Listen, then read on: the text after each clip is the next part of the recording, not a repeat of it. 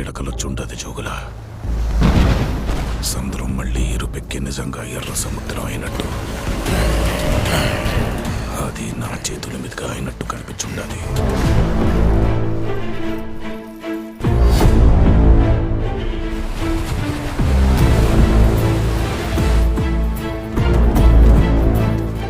భయం పోవాలంటే దేవుడి కథైనాలా, భయం అంటే ఏంటో తెలియాలంటే దేవుల కథైనాలా.